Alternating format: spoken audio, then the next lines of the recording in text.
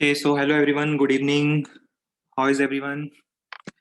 और कैसी चल रही है आप लोगों की प्रिपरेशन इन जनरल अभी?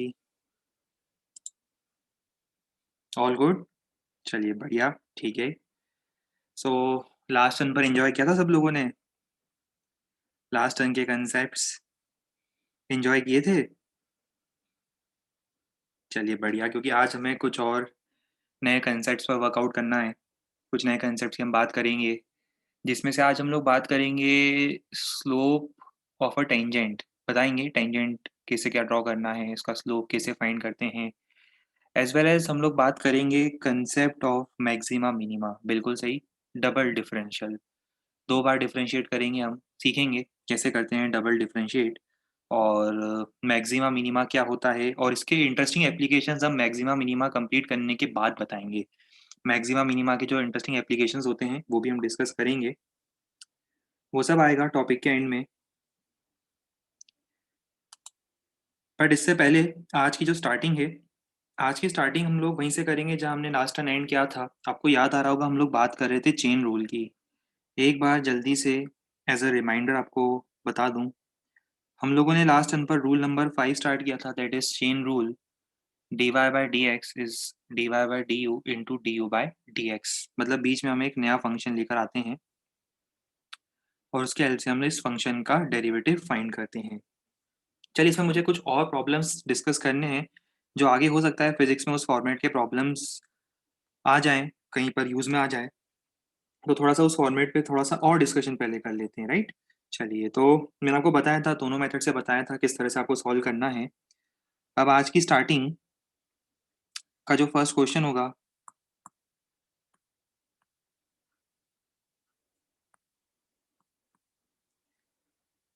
स्टार्टिंग हम करेंगे इस क्वेश्चन से।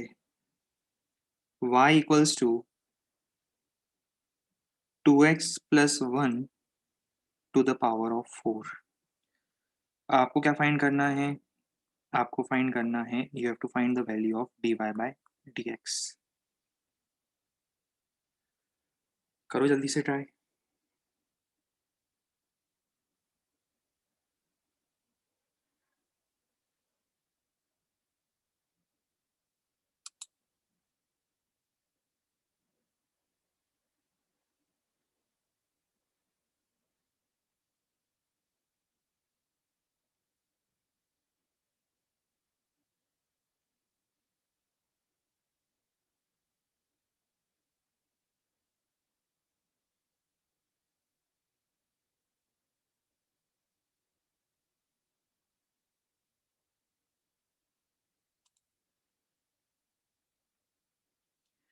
बिल्कुल सही, सब लोगों का आंसर आ भी गया है। करेक्ट आंसर आया है। Good, very good, nice. अब आप लोगों को फीलिंग आ गई है कि इस तरह के एक्सप्रेशंस को हम कैसे डिफरेंशिएट करते हैं, राइट? चलिए, तो देखते हैं क्या करना था हमें।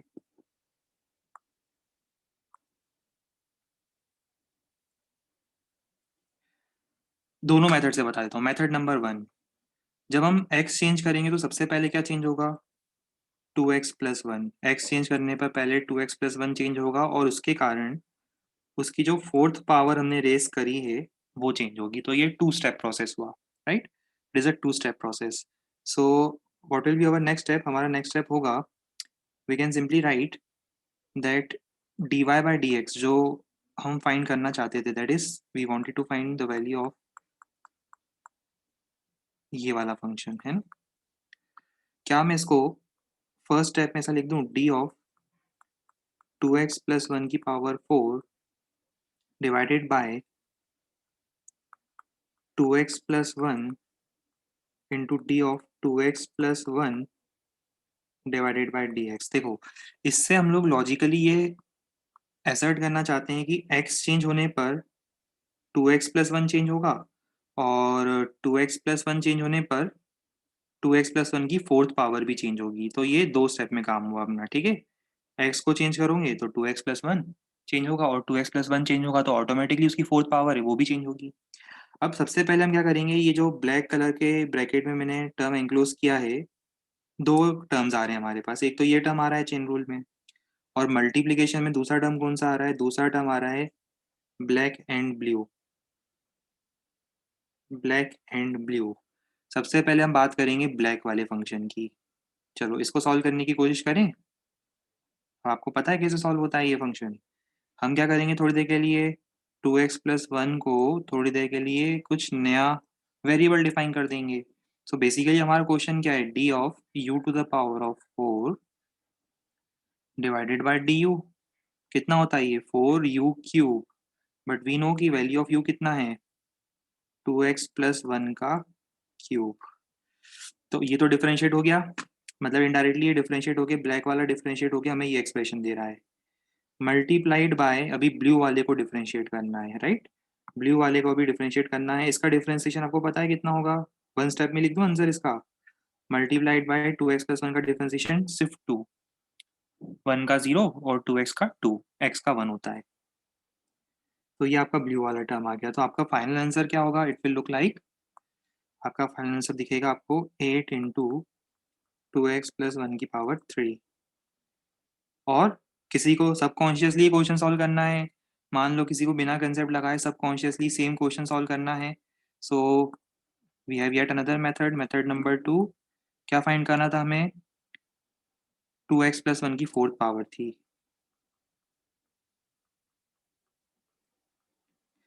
तो हम डायरेक्टली लिख दें आंसर इसका, 4 2x+1 की पावर 3। याद है? 2x+1 को थोड़ी देर के लिए एक सिंगल चीज मानो, तो उसकी फोर्थ पावर है तो क्या हो जाता है? पावर मल्टीप्लीकेशन में और उसमें से -1। और इसके बाद अंदर भी डिफरेंशिएट करना है। अब अंदर डिफरेंशिएट करो, 2x+1 का डिफरेंशिएशन 2, x का 1 और 1 का 0। ये कितना हो जाएगा? 8 इंटू 2x+1 का क्यूब।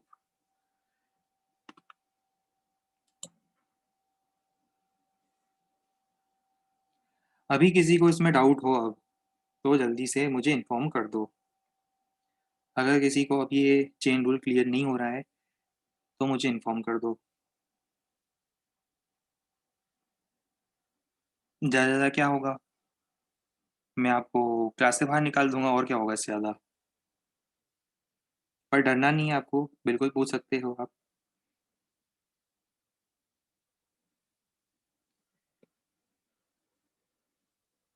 अच्छा नोट करना है, हाँ करो करो जल्दी नोट करो।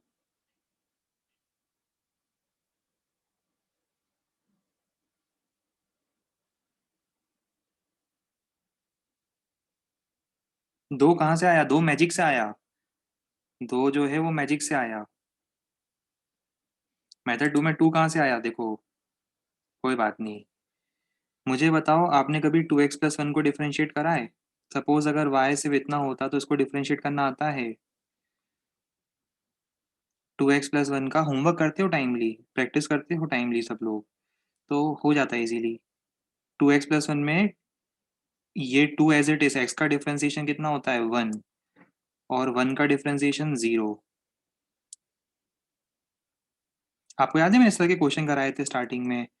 5x² प्लस 7x प्लस 9, इसका डिफरेंशिएशन बताओ कैसे आता है? इसका डिफरेंशिएशन जरा बताओ मुझे। 5x² का 10x, 7x का 7, 9 का 0। ठीक है, तो बस इससे भी इजी क्वेश्चन दिया अभी आपको मैंने। 2x+1 को डिफरेंशिएट करना है, अभी तो आप ये डिफरेंशिएट नहीं कर पा रहे हो। ये 2x का 2 और 1 का 0, तो 2 + 0 2।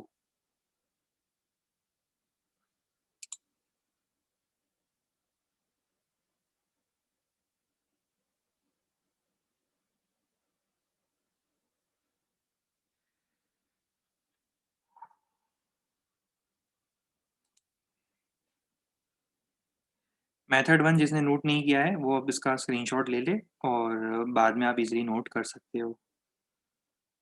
इसका भी आप स्क्रीनशॉट ले लो, सो दैट हम आगे कुछ और कंसेप्ट्स, एक्साइटिंग न्यू कंसेप्ट्स हम डिस्कस कर पाएँ।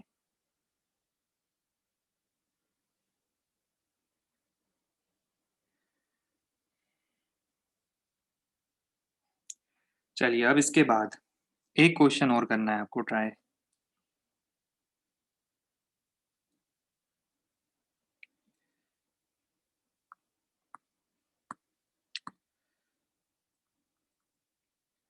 y equal to 3x² plus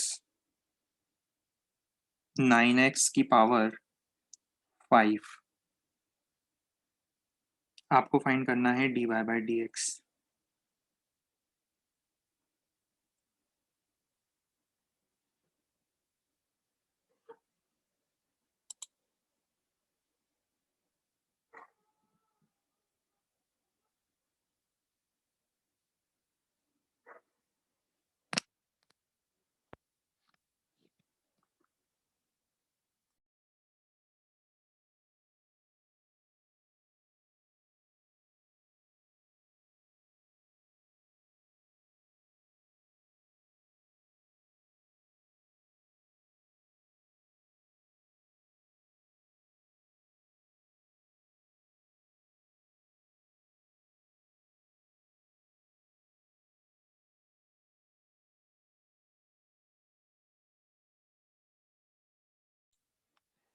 okay, result आ गया फाइनली। Good, very good. चलिए सॉल्व भी करके देख लेते हैं। अब हम इसको डायरेक्ट करना स्टार्ट कर दें। सबसे पहले इस पूरे को एक टर्म मानो, थोड़ी देर के लिए इसको मानो कि ये पूरा एक सिंगल टर्म है। इसकी पावर है 5। सो उसका मतलब हम क्या करेंगे बताओ। 5 3x² प्लस 9x की पावर 4, राइट। वही पावर वाला रूल लगाया, 5 × 3x² प्लस 9x की पावर 4। फिर अब क्या करेंगे, हम अंदर वाले टर्म को भी डिफरेंशिएट करना है। 3x² का डिफरेंशियल 6x, 3x² का, x² का 2x, 3 कांस्टेंट था 6x, 9x का कितना हो जाएगा, 9x के लिए 9। ये हमारा आंसर आ जाएगा। इसको चाहो तो आप थोड़ा और सिंप्लीफाई करके लिख सकते हो। कर देते हैं सिंप्लीफाई। 3 कॉमन आ जाएगा, 15, 15 इंटू, वो कॉमन भी क्यों निकाल रहे हैं हम, कॉमन तो आप निकाल सकते हो ना।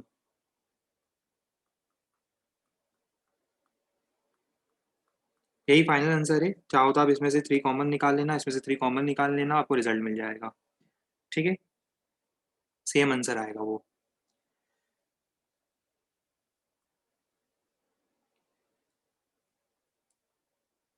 दो तीन क्वेश्चन मुझे और करके बताओ।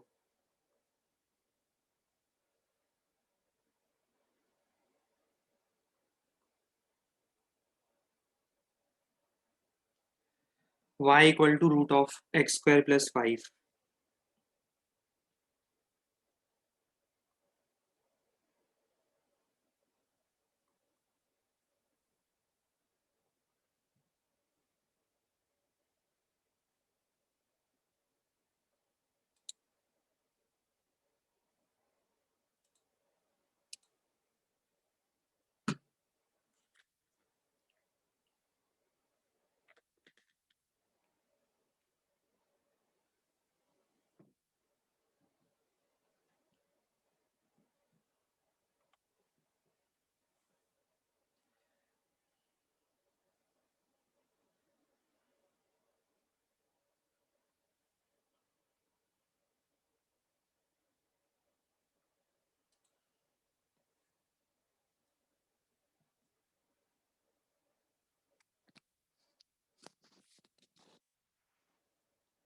चलिए करके देखें सॉल्व।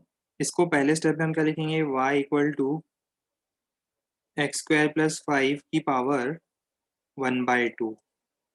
और याद है जब पावर 1/2 थी तो हम क्या करते थे, 1/2 x² प्लस 5 की पावर 1/2 -1। वैसे तो आपको रिजल्ट भी याद होना चाहिए, पर कुछ लोगों को भी याद नहीं, इसलिए मैं लिख रहा हूँ। वरना आपको याद होना चाहिए रूट ऑफ एक्स का डिफरेंशिएशन 1/2 रूट एक्स था। प्रैक्टिस इतनी हो जानी चाहिए अब तक। पर फिर भी अगर आपको याद नहीं हो तो मैं याद दिला दूँ। पावर आई मल्टीप्लीकेशन में पावर में से मैंने -1 करा, ठीक है। पावर में से मैंने 1 सब्ट्रैक्ट करा। फिर क्या करेंगे, अब अंदर वाला जो टर्म है उसको भी तो डिफरेंशिएट करना है। अंदर वाले टर्म का डिफरेंशिएशन कितना होगा, 2x प्लस 0। x² का 2x, 5 का 0। बस इसको लिख देते हैं। 2 से 2 कैंसिल हो जाएगा।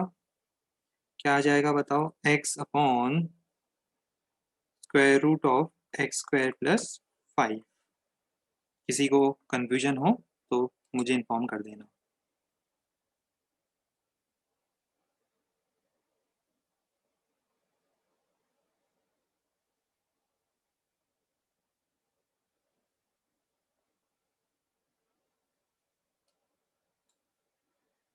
ऑल राइट, चलिए एक और क्वेश्चन।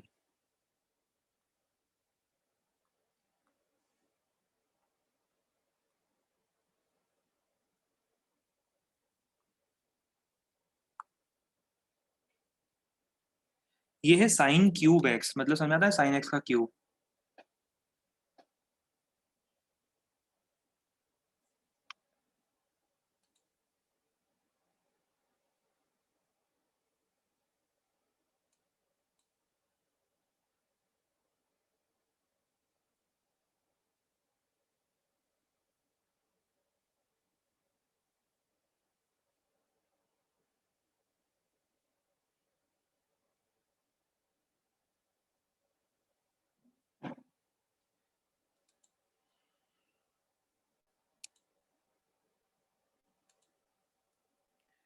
चलिए इसको सॉल्व करके देखें अब। पहले तो मैं क्वेश्चन फिर से लिख देता हूँ। क्वेश्चन क्या है, एक तरह से क्वेश्चन ये है, y equal to sine of x का क्यूब। बाहर से स्टार्ट करेंगे, बाहर से स्टार्ट करेंगे। साइन एक्स का क्यूब का डिफरेंशिएशन क्या होगा? सबसे पहले तो मैं लिखूंगा 3 sin x की पावर 3 - 1, मतलब 3 sin x का स्क्वायर, राइट। पहले साइन एक्स को थोड़ी देर के लिए एक टर्म मानेंगे, कैपिटल एक्स लिख दो उसको, कैपिटल एक्स लिख देते हैं। तो कैपिटल एक्स क्यूब का डिफरेंशिएशन कितना होता है? 3x²। अब अंदर वाले टर्म का भी तो डिफरेंशिएशन करना है, अंदर वाले को भी तो डिफरेंशिएट करेंगे। तो अंदर वाले को जब डिफरेंशिएट करेंगे तो वो क्या है? साइन एक्स, उसका डिफरेंशिएशन कॉस एक्स। तो आपका फाइनल आंसर क्या आ जाएगा? 3 sin² x into cos of x. ये आपका आ जाएगा dy/dx। हो गया ये क्लियर?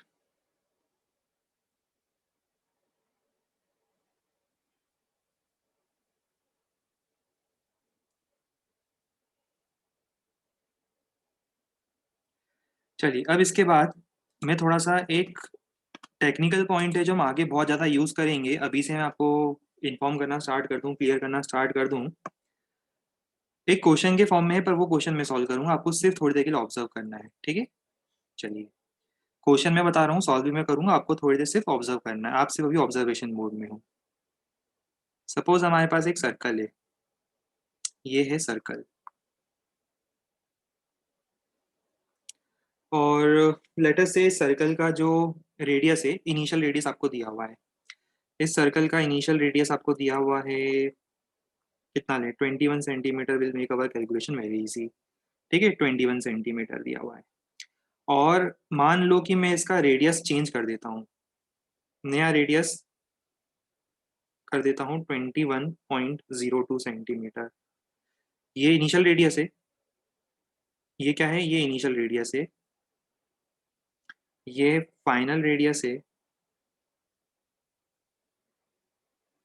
मैं मार्क कर देता हूँ इसमें, ये है इनिशियल रेडियस,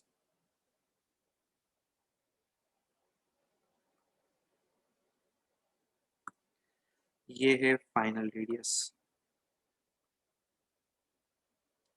अच्छा, पता है मुझे क्या फाइंड करना है? मुझे ये फाइंड करना है, मुझे फाइंड करना है,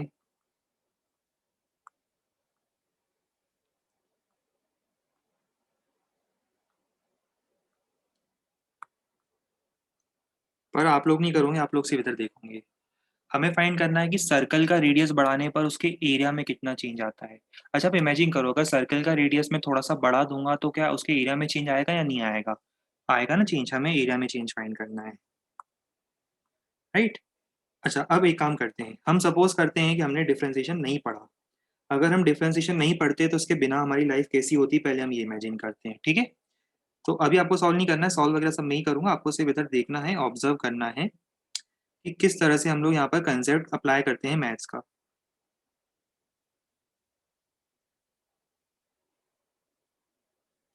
सपोज एक सर्कल है ये, सर्कल का रेडियस है आर। कितना है रेडियस इसका? आर। क्वेश्चन भूल जाओ, क्वेश्चन चला गया, उसको भूल जाओ, मैं नोट करवा दूंगा बाद में। अभी आप कंसेप्ट पर ध्यान दो। सपोज इसका रेडियस है आर। अब एक काम करो, मैं इसका रेडियस थोड़ा सा बढ़ा देता हूँ, ये पुराना रेडियस है, अब मैं इसका नया रेडियस कर देता हूँ r+dr। तो बताओ अब ये सर्कल कहाँ जाएगा? नया सर्कल कहाँ बनेगा? नया सर्कल थोड़ा बड़ा बनेगा, तो नया सर्कल बाहर बना देता हूँ मैं।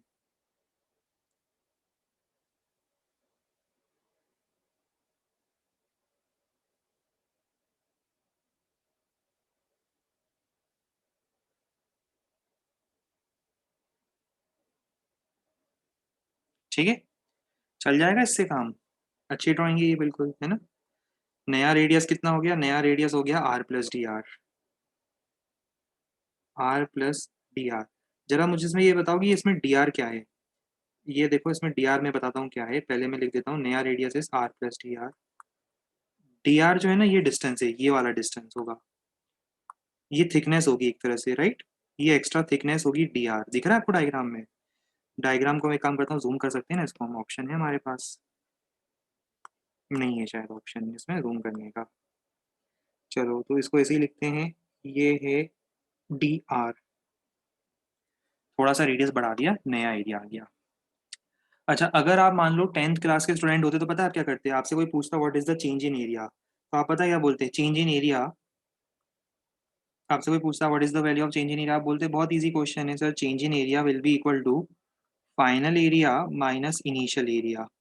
फिर आपसे मैं पूछता फाइनल एरिया क्या, आप बोलते सर फाइनल सर्कल का एरिया इज इतना, इनिशियल सर्कल का एरिया इज इतना। देखो final radius r plus d r, initial radius r, ये देखो initial radius is r and final radius is r plus d r, right? इसको भूल जाओ अभी, ये जो डी आर लिखा है इसको भूल जाओ, it will create unnecessary confusion. अभी तो आपसे इतना ही देखो, एक बार में हम एक ही चीज़ ग्रेस्प करेंगे। कोई कंफ्यूजन यहाँ तक? Final area minus initial area यही होगा ना चेंज इन एरिया? बेसिकली मैं कौन सा एरिया फाइंड कर रहा हूँ, मैं ये कलर करके भी बता देता हूँ आपको, मैं फाइंड करना चाह रहा हूँ ये वाला एरिया।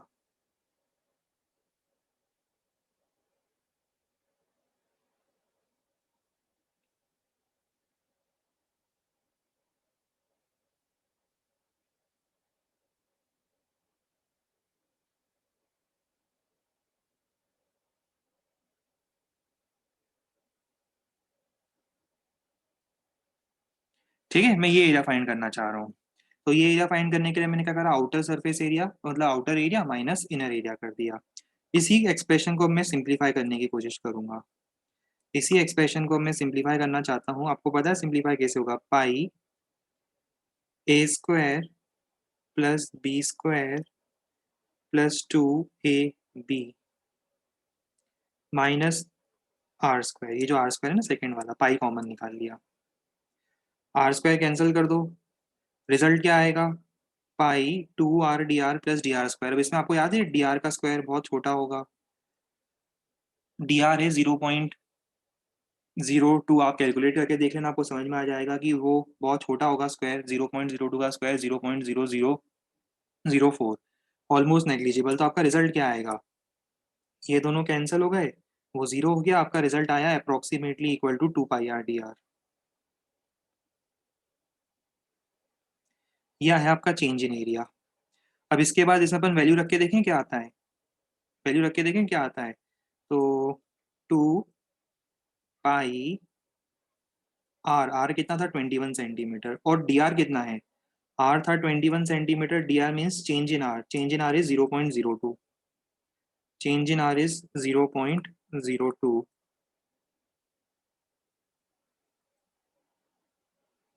अब आगे कैलकुलेट तो कर ही लोगे, राइट? इस क्वेश्चन को यहीं लीव कर दें हम, आगे कैलकुलेट कर लेना और मुझे बाद में बता देना कि सर ये आंसर इतना आया है, तो मैं इसको लिख दूंगा आंसर को। स्लोप कब पढ़ाएंगे? कभी नहीं पढ़ाएंगे हम। फिर आप पूछोगे काइनेमेटिक्स कब पढ़ाएंगे? हम कभी नहीं पढ़ाएंगे, हम कुछ पढ़ाएंगे ही नहीं आपको, चिंता मत करो आप। अरे ऑब्वियसली मैं आपको पहले दिन से बोलता आ रहा हूँ, क्लास के बीच में आप लोग पूछते हो सर स्लोप कब पढ़ाएंगे। हम एक काम करते हैं, मटेरियल कट शॉर्ट कर देते हैं और सारी चीज़ें आपको 10-20 दिन में पढ़ा देते हैं। पूरा 11th का फिजिक्स हम 30 दिन में ख़त्म कर देते हैं, ठीक है? वो ज़्यादा सही रहेगा, है ना? तो आप भी खुश हो जाओगे कि ये पूरा फिजिक्स पढ़ा दिया हम लोगों ने। अरे हमने बताया तो सही, आप क्यों चिंता करते हो? स्लोप भी बताएंगे, मैक्सिमा मिनिमा भी बताएंगे, अभी जो हम बता रहे हैं उस पर फोकस करो ना। जो प्रेजेंट कंसेप्ट बता रहे हैं उस पर ध्यान नहीं है। सर स्लोप कब पढ़ाओगे? स्लोप पढ़ाएंगे तो सर आप फिर मैक्सिमा मिनिमा कब पढ़ाओगे? फिर मैक्सिमा मिनिमा पढ़ाएंगे तो सर आप इंटीग्रेशन कब पढ़ाओगे? इट इज़ लॉजिकल ना, आप लोग अब 11th क्लास में हो तो आपको पता होना चाहिए कि सारी चीज़ें बिल्कुल मैं प्रॉपर सीक्वेंस में आपको A to Z सारी चीज़ें बताऊंगा, ठीक है? बिल्कुल सुपर प्रो लेवल पे हम ले जाएंगे, बट आप उसकी चिंता मत करा करो कब कौन सी चीज़ पढ़ाएंगे। आज जो पढ़ा रहे हैं आप उस पर फोकस करा करो, ठीक है? नहीं तो कल से मैं तो पढ़ाऊंगा ही नहीं फिर।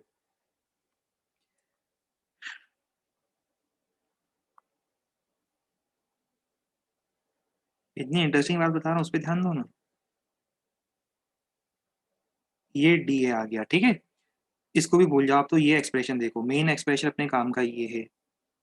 पर अब हम आ गए हैं 11th क्लास में, तो अब हम पता क्या करेंगे, ये 10th वाला मेथड नहीं अप्लाई करेंगे, हमारे पास एक पावरफुल टूल है। पावरफुल टूल पता है क्या है? पावरफुल टूल बड़ा पावरफुल है हमारे पास, वो देखते हैं क्या है। हमारे पास ये पावरफुल टूल है कि हम जब भी एक सर्कल की बात करते हैं, आपको पता है सर्कल का एरिया कितना होता है? अगर सर्कल का रेडियस आर है तो सर्कल का एरिया कितना होता है? सर्कल का एरिया होता है पाई आर स्क्वायर। अब आपको पता है डायरेक्टली आप क्या लिख रहे हो? शायद आप रियलाइज नहीं कर पा रहे हो, आधे लोग समझ पाएंगे, आधे लोग नहीं समझ पाएंगे, आई डोंट नो। बट आप लिख रहे हो area is a function of radius. ये फंक्शन बन गया, देखो। जैसे हम बोलते हैं ना, कोई एक क्वांटिटी दूसरे पर डिपेंड करती है, ये डिपेंडेंसी है। एरिया डिपेंड कर रहा है रेडियस पर, रेडियस चेंज करोगे एरिया चेंज होगा। Area is a function of radius. जैसे आप लिख रहे थे ना, y is a function of x, ये देखो, ये real life application, area is a function of radius. मुझे क्या फाइंड करना है? रेडियस चेंज करूंगा तो क्या होगा? रेडियस चेंज करूंगा तो एरिया भी चेंज होगा। मुझे फाइंड करना है what is the change in area due to change in radius. Pi constant है, आर स्क्वायर का डिफरेंशिएशन 2r। तो मुझे बताओ डी ए कितना आएगा? 2 पाई r डी आर।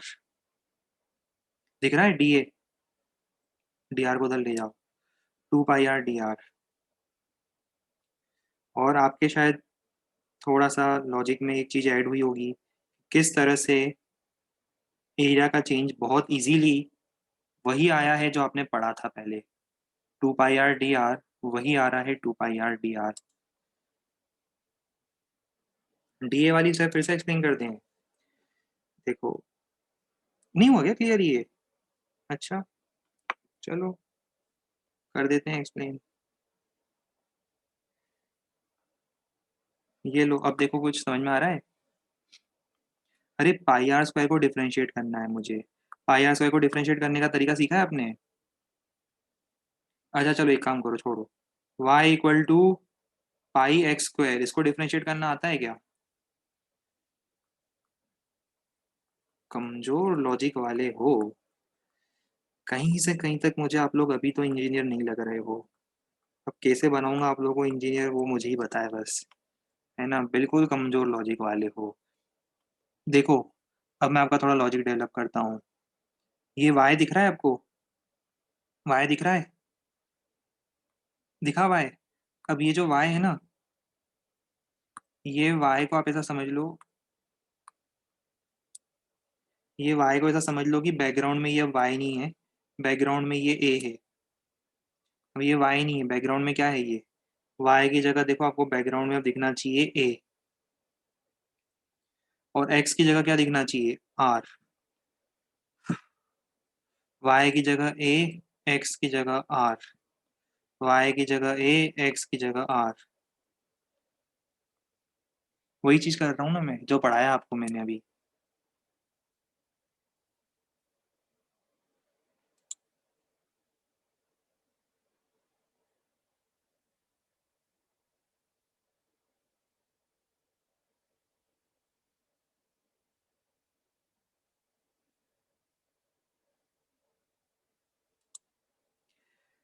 चलिए, ये पॉइंट क्लियर हुआ। अभी मेरे पास आप लोगों के लिए एक मेथड 3 भी है, अब कितना गैस कर पाते हो आप लोगों के ऊपर है। कंसेप्ट में आपको सारे बता रहा हूँ, ग्रेस कितना कर पाते हो आपके ऊपर है। मेरे पास आपके लिए एक और इंटरेस्टिंग, सुपर इंटरेस्टिंग मेथड है। चलो मेथड नंबर 3 समझने के लिए आप आते हैं क्वेश्चन नंबर 1 के डायग्राम पर। इस डायग्राम पर आते हैं, क्या ये कॉपी कर सकते हैं क्या अपन? कॉपी होता है क्या? ये नहीं होता। चलो, खास अगर कॉपी होता तो हमारा काम आसान होता। देखो, मुझे बताओ कि अगर मैं इसको कट करता हूँ यहाँ से, सपोज मैं इसको यहाँ से कट करता हूँ, ये रिंग दिख रही है आपको? एक तरह से रिंग के जैसा ही दिख रहा है मुझे, तो ये रिंग के जैसा ही दिख रहा है।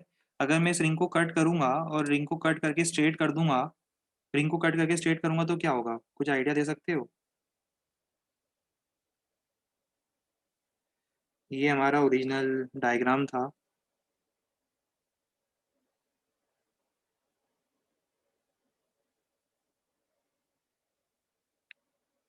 इस ओरिजिनल डायग्राम में अगर मैं इसको यहाँ से कट करता हूँ, कट कर दो यहाँ से, और इसको स्ट्रेट कर दो तो पता है क्या मिलेगा रफली, मुझे डायग्राम को जैसा मिलेगा। इसको हम बोलते हैं रेक्टेंगुलर स्ट्रिप। हाँ, अलग बात है कि हालांकि बाहर का एरिया थोड़ा ज्यादा होगा, ये वाला एरिया थोड़ा ज्यादा होगा, दिख रहा है, थोड़ी सी लेंथ ज्यादा होगी, बट रफली मैं सेम मान रहा हूँ, रफली सेम मान रहा हूँ, ठीक है। रीजन आपको बताऊंगा, वैसे समझदार लोग समझ गए होंगे, बाकी रीजन आपको बताऊंगा, क्लियर हो जाएगा। अब अच्छा मुझे ये बताओ इसकी लेंथ कितनी होगी। पर्पल वो जो पिंक कलर है उसकी लेंथ पता है कितनी है। पिंक कलर वाले की लेंथ बता सकता है कोई मुझे कितनी होगी। पिंक कलर वाले की लेंथ होगी 2 पाई आर। सोचो कैसे। 2 पाई आर कैसे होगी। सरकमफ्रेंस, क्योंकि इसका इंटरनल रेडियस कितना था। इसका इंटरनल रेडियस मैंने आपसे कहा था ना कि इसका इंटरनल रेडियस इज आर। और इसकी थिकनेस कितनी है, इसकी जो ये थिकनेस है, ये थिकनेस कितनी है, इसकी थिकनेस इज डी आर। तो क्या मैं ऐसा बोलूँ वो उसकी हाइट हो जाएगी। और अब मुझे बताओ ये जो शेडेड एरिया है, ये शेडेड एरिया कितना होगा। रेक्टेंगल, रेक्टेंगल का area 2 pi are d are. खत्म। मेथड नंबर 3, हर तरह से देख लो, आपको सेम लॉजिक मिलेगा, सेम रिजल्ट मिलेगा, सेम आंसर मिलेगा। अच्छा एक इसमें इंटरेस्टिंग चीज आपको मैं थोड़ा समझाने की कोशिश करता हूँ, हालांकि मुझे डर लगता है आप लोगों को बताने में, मैं डरता हूँ आजकल आप लोगों को बताने में, है ना, बट कोशिश करता हूँ मैं। क्योंकि क्या होता है कि आप लोग फिर ऐसे साइन ऑफ 2x+3 को साइन अलग मान लेते हो, 2x+3 अलग मान लेते हो, x/x² को सॉल्व करने का मेथड पूछ लेते हो, तो कई बार मैं डर जाता हूँ फिर क्या करूँ। तो कोशिश करता हूँ, देखो आप समझ रहे हो ये थोड़ा एक्स्ट्रा एरिया आएगा यहाँ पर। ये एक्चुअली क्या होगा ना, बाहर वाला सर्कमफेरेंस थोड़ा ज्यादा होगा कि नहीं होगा ये बताओ। तो वो गया कहाँ, वो गया कहाँ, कहीं गया, गायब हो गया, कहाँ गायब हो गया। वो तो आपने यहाँ पे भी गायब किया था, ये डी आर का स्क्वायर था ना, वो आपने गायब किया था, वो यही तो था। समझ रहे हो आप। देखो थोड़ा और मैं यार बता देता हूँ, कोशिश करता हूँ समझाने की, समझ में आ जाए अच्छी बात है। मुझे बताओ कि आउटर मोस्ट सर्कमफेरेंस कितना होगा। आउटर मोस्ट सर्कमफेरेंस बता सकते हो कितना होगा। 2 pi r plus d are. अच्छा मुझे बताओ अंदर वाले सर्कमफेरेंस से कितना ज्यादा है, अंदर वाले सर्कमफेरेंस से टू कितना ज्यादा होगा ये बताओ जरा। 2 pi r plus d are और 2 पाई आर में कितना डिफरेंस होगा। ये डिफरेंस बता सकते हो कुछ कितना होगा, देखो मैं बताता हूँ कैसे बताएंगे। 2 pi r plus d r outer circumference minus 2 pi r is inner circumference, difference will be equal to 2 pi d are.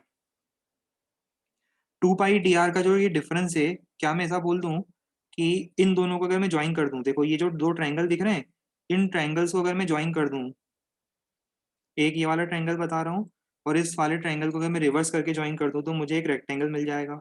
और उस रेक्टेंगल की ये वाली टोटल लेंथ कितनी होगी, 2 pi are d are, sorry 2 pi d are.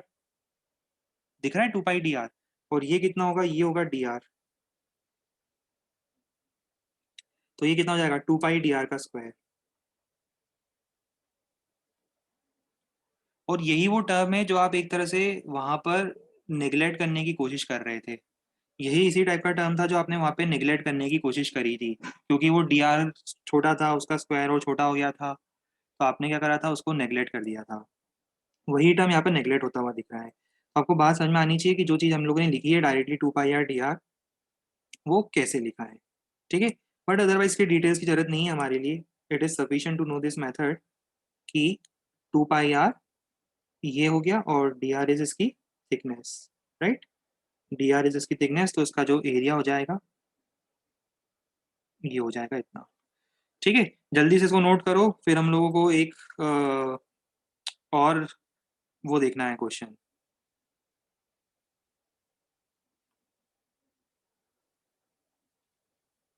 यहाँ से note करना था ना, जल्दी जल्दी नोट करते जाओ।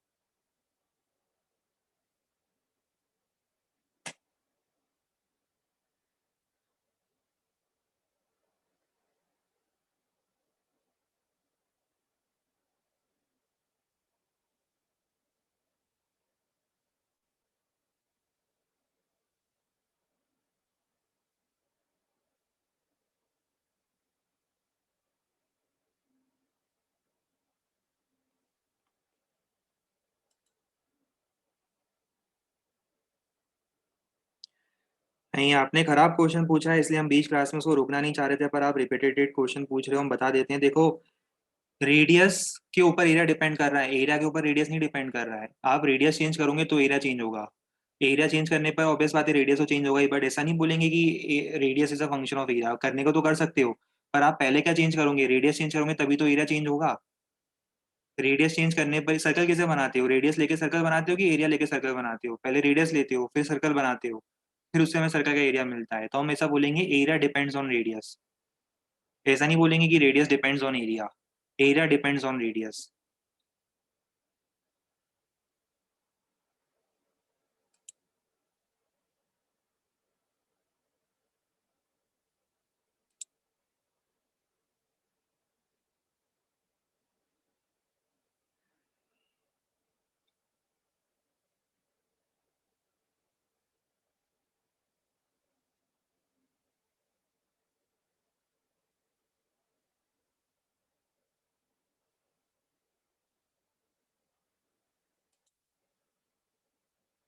एक काम करो ना, इसके स्क्रीनशॉट ले लो। मेथड नंबर 1 स्क्रीनशॉट ले लिया सबने? स्क्रीनशॉट।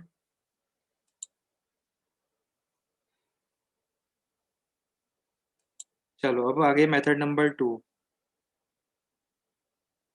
जल्दी से इसका स्क्रीनशॉट ले लो।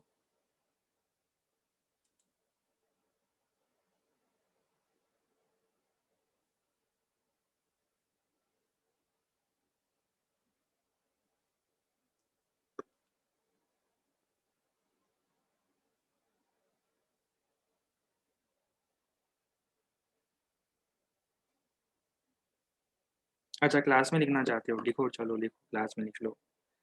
करो करो, नोट करो, कोई जल्दी नहीं है।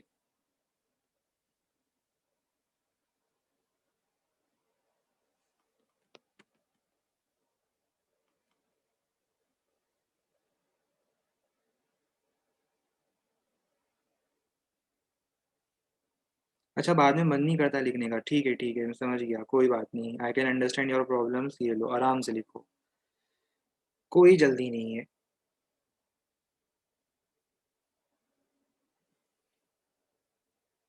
बड़े हार्ड वर्किंग हो आप लोग, है ना? क्योंकि बाद में मन नहीं करता है आप लोगों का। और प्रिपेयर हम सब लोगों को जेई के लिए करना है। I am surprise really. चलो कोई बात नहीं।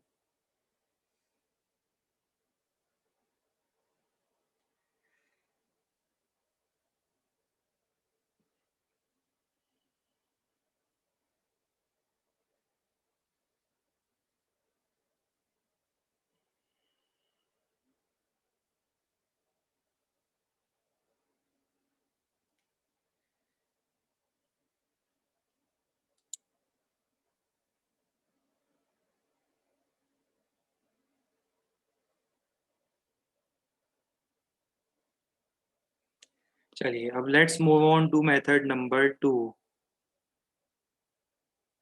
करें मूव ऑन मेथड नंबर 2 पे? चलो, फाइनली ये है हमारा मेथड नंबर 2।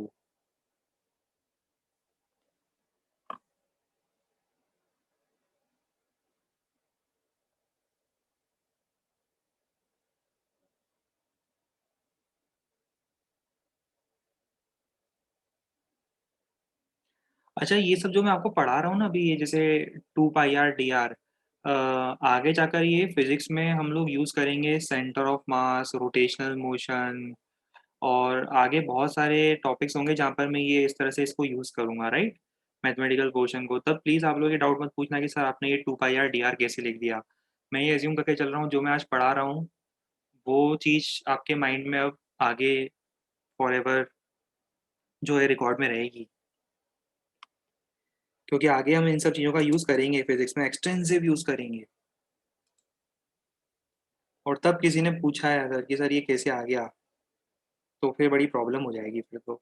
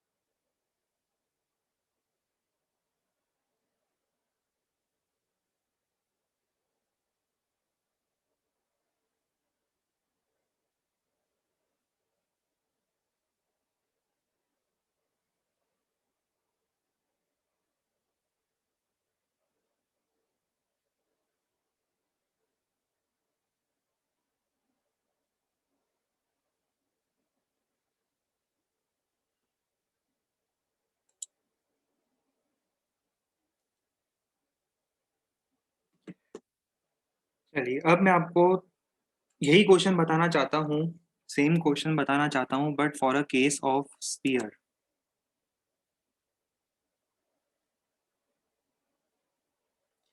अच्छा, जब आप सर्कल को कट करोगे रेक्टेंगल मिलेगा, चलो अगर रेक्टेंगल मिलेगा तो आप रेक्टेंगल बना देना, कोई दिक्कत नहीं है।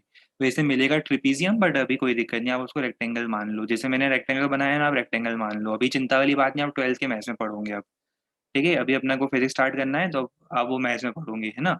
वैसे मैंने कोशिश करी एक्सप्लेन करने की, आपको समझ में आ जाना चाहिए था, आउटर सर्कमफेरेंस जब इनर वाले से बड़ा होगा तो आपको ट्रेपेजियम मिलेगा, बट कोई बात नहीं, इट्स यूजुअल, कोई दिक्कत नहीं है। हो सकता है अभी सारी चीजें कोरिलेट ना कर पाओ, जस्ट 10 से 11th में आए हो, धीरे धीरे आते आते सब सीख जाओगे आप, इसको रेक्टेंगल ही मानो। ठीक है, हम भूल जाओ इसको ट्रेपेजियम बनाया था, ट्रायंगल भूल जाओ साइड के दो, इट इज अ रेक्टेंगल। ठीक है, चलो अब हम आगे देखते हैं, इसको रेक्टेंगल ही कंसीडर करना है आपको, ठीक, कोई कंफ्यूजन नहीं है अभी लाइफ में। चलो अब हम एक काम करते हैं, अब हम करते हैं case of sphere, same question, let's repeat the previous problem.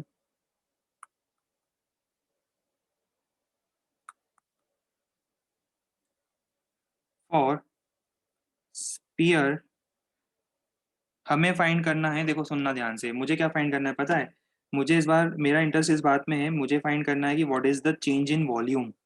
अगर मैं,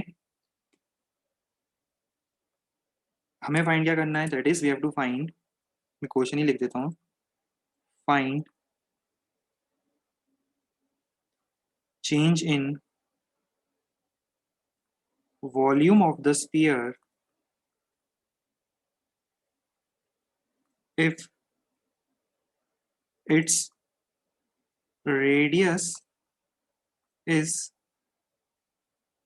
increased from, let us say same values 21 centimeter to 21 point कितना दिया था मैंने पिछली बार, 21 पॉइंट कितना दिया था अपन ने,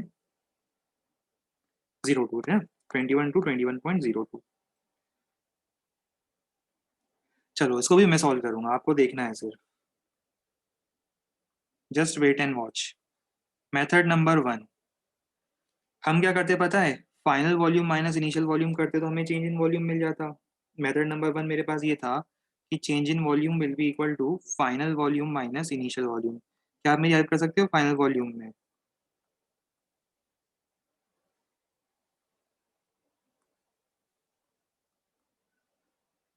4/3 पाई r क्यूब, उसमें से फाइनल रेडियस है r प्लस डी आर और इनिशियल रेडियस है r, राइट। चलिए मैं इसके बाद इसको सॉल्व करता हूँ फर्दर।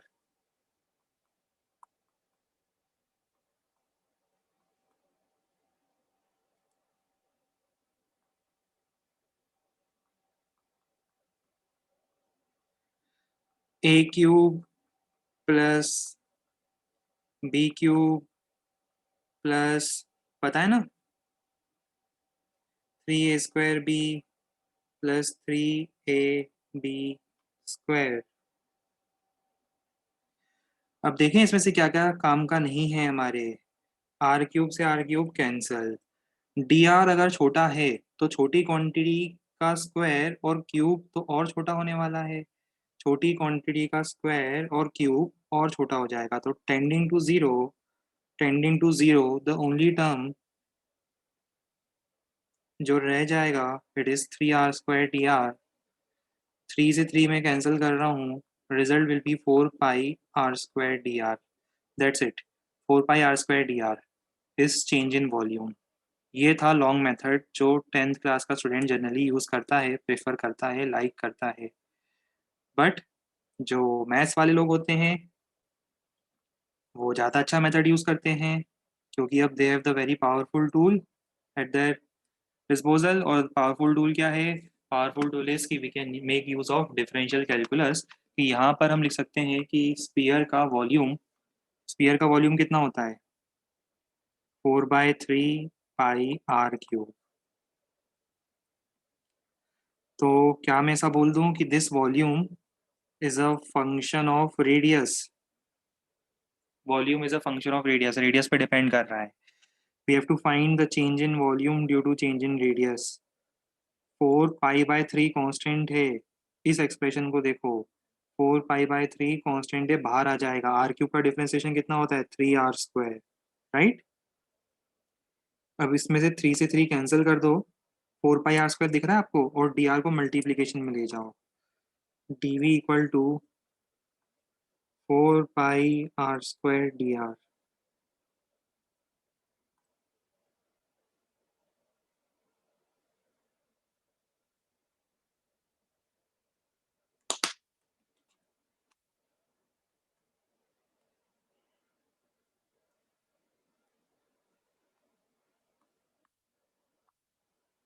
इसको कलर करना जरूरी है अब यहाँ आकर, इतनी मेहनत से रिजल्ट आया है तो उसको कलर भी कर देते हैं।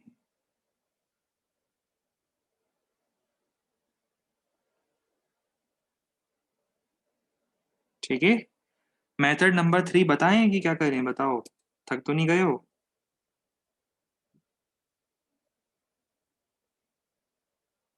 बता दें मेथड नंबर 3 पहले, हो जाएगा क्लियर? चलो कोशिश करते हैं।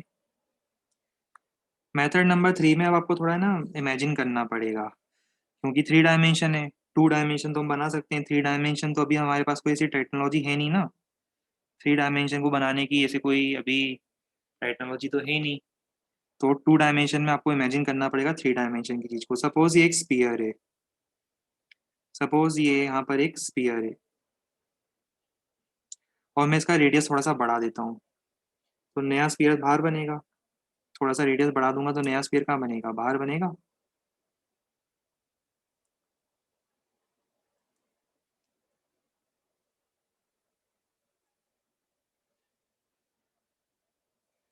ये इसको नया स्पीयर मान लो, ठीक है, ड्राइंग को इग्नोर करो, इसको नया स्पीयर मान लो। अच्छा, अंदर वाले स्पीयर का रेडियस कितना है, आर, और इसकी थिकनेस कितनी है, डी आर। अब एक सेकेंड के लिए इसको भूल जाओ, इस डायग्राम को भूल जाओ, और मुझे एक नई चीज बताओ। अगर मान लो आपके पास एक रेक्टेंगुलर प्लेट होती है, रेक्टेंगुलर प्लेट देखी आपने जैसे आपकी कॉपी है, जैसे मान लो आपके पास एक रेक्टेंगुलर प्लेट होती, कोशिश करते हैं डायग्राम अगर बन जाए हमसे।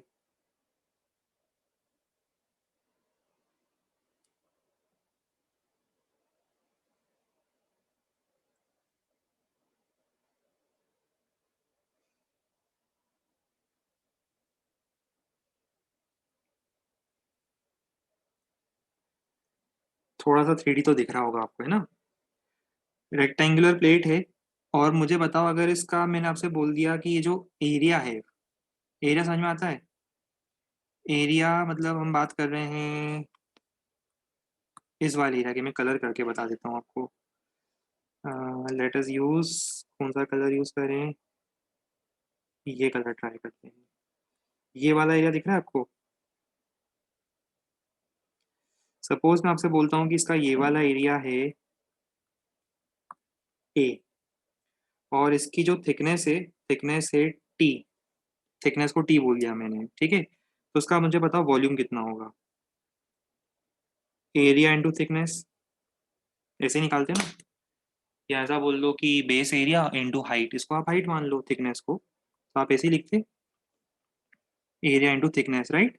कोई कंफ्यूजन यहाँ तक? कोई कंफ्यूजन नहीं है, good, very good, area into thickness सबको पता है। चलो अब एक काम करते हैं, आपके सामने थोड़ा सा इमेजिनेटिव केस आया है, इमेजिन करना पड़ेगा।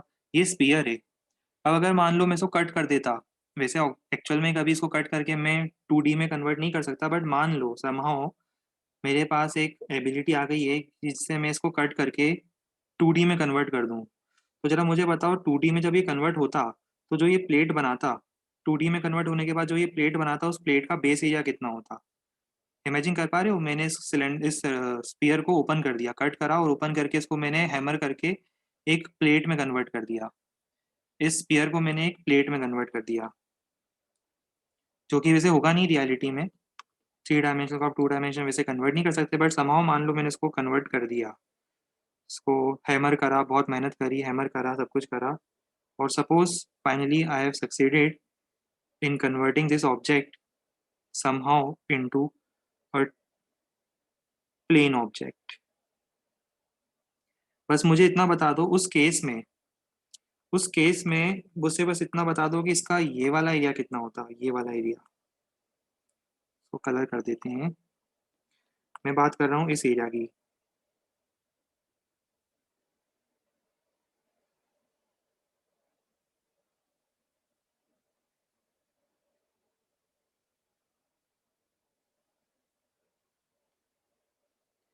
जल्दी से मुझे बताओ कि ये वाला एरिया कितना होगा, सबका आंसर आना चाहिए।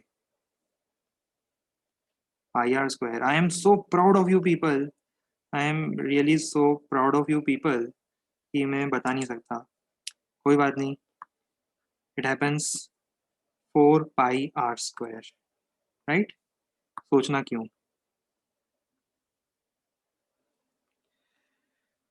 ओह।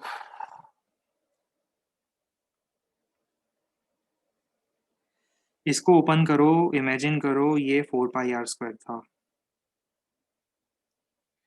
क्या करूं मैं, बताओ। कैसे एक्सप्लेन करूंगी ये आपको। ये 4 पाई आर स्क्वायर होता है। स्पीयर का सरफेस एरिया पता है कितना होता है? 4 पाई आर स्क्वायर होता है, ये तो सबको पता है ना। तो ये हो गया 4 पाई आर स्क्वायर, राइट। और इसकी जो थिकनेस है वो क्या हो जाएगी? वो थिकनेस इस प्लेट की हाइट हो जाएगी। वो थिकनेस इस प्लेट की हाइट हो जाएगी। अरे यस या नो? या तो हाँ बोल दो, नहीं समझ में आया ना बोल दो। ना भी बोल सकते हो, ऐसे कोई दिक्कत नहीं है, नो भी बोल सकते हो।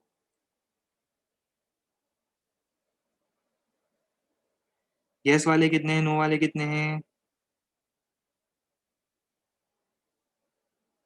बहुत बढ़िया, नो वाले भी हैं, चलो। ठीक है, गुड, वेरी गुड। कोई बात नहीं। कोई बात नहीं, कीप वर्किंग। ठीक है, देखो।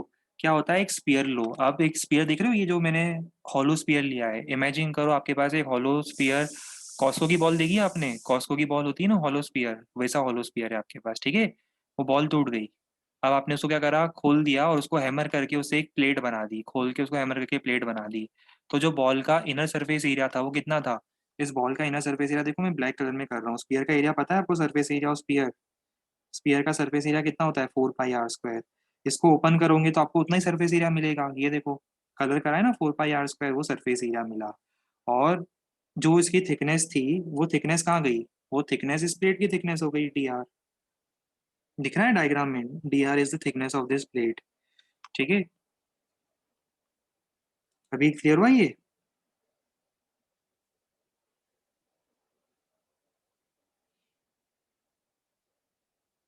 हाँ, इससे कॉइन बना दिया, आप ऐसा समझ लो। स्पीयर से मैंने कॉइन बना दिया, बिल्कुल सही। अब आपका इमेजिनेशन बिल्कुल सही है। स्पीयर को मैंने ओपन करा। उसको हैमर करते करते मैंने उसको क्या करा, पहले ब्रेक करा दो पार्ट्स में, उसको हैमर करा, उससे कॉइन बना दिया। आप इसको ऐसा इमेजिन करो, मैं उसको फ्लैट कर दिया। ठीक है, फ्लैट करने से क्या होगा? मुझे एक शेप मिलेगा। और उस शेप का टोटल सरफेस एरिया है 4 पाई आर स्क्वायर। और थिकनेस है डी आर। अच्छा, मुझे पता उसका वॉल्यूम कितना हो जाएगा। इसका वॉल्यूम निकालना आता है? अभी आप लोगों ने बताया था मुझे कि सर सरफेस एरिया को, मतलब ये जो एरिया था बेस एरिया, को हाइट से मल्टीप्लाई कर दो, सर वॉल्यूम मिल जाएगा। ये आप लोगों ने मुझे बताया था। ठीक है।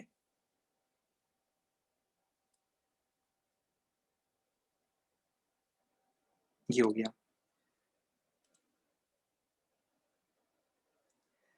अभी इसको, अब इसके बाद अब भूल जाना, ठीक है। अगर नहीं क्लियर हुआ है तो अभी भूल जाना। अभी आप सिर्फ एक काम करो, मेथड नंबर 2 पे ध्यान दो। Method number 2 is relevant to us, ठीक है। उसके बाद अगर क्लियर नहीं हुआ तो मेथड नंबर 2 पे ध्यान देना। मेथड नंबर 1 आपको पता थी, मेथड नंबर 2 पे ध्यान देना, ठीक है। जल्दी करो उसको नोट। 4 पाई बाय 3 को डिफरेंशिएट क्यों नहीं करा?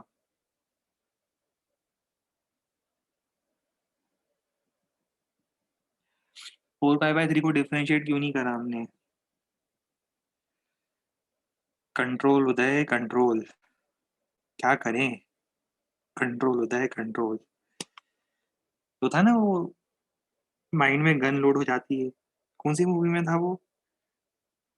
हाँ। ये सबको आंसर पता है ना। ये सबको पता है। और 4 पाई बाय 3 को डिफरेंशिएट क्यों नहीं करा, ये पूछते हो फिर, है ना। माइंड में गन तो लोड हो गई है हमारे भी अभी। पर क्या करें, चला भी तो नहीं सकते। बार बार इंस्टीट्यूट हमें मना करता है कि बच्चे बड़े प्यारे हैं, बड़े इनोसेंट से हैं, उन्हें प्लीज सर आप डांटना मत। वरना हमारा तो क्या मन करता है कि कोई ऐसा क्वेश्चन पूछे तो उसको स्क्रीन से खींच के उसके सर के बाल नोच दें और उसको वापस अंदर कंप्यूटर में डाल दें। मन तो हमारा ऐसा करता है बट क्या करें? इंस्टीट्यूट ने मना करा है कि सर स्टूडेंट्स है, गुस्सा मत करना। तो गुस्सा कर भी नहीं सकते ना आप पे, क्या करें बताओ? हुँ, क्या करें घर में अगर एक काम करें अलग से एक वो पंचिंग बैग लगवा लें। एक काम करते हैं अभी जब लॉकडाउन खुलेगा तो हम घर में एक अलग से पंचिंग बैग लगवा लेंगे, ठीक है? और जैसे आप डाउट पूछते हैं ना हम उसपे प्रैक्टिस करा करेंगे।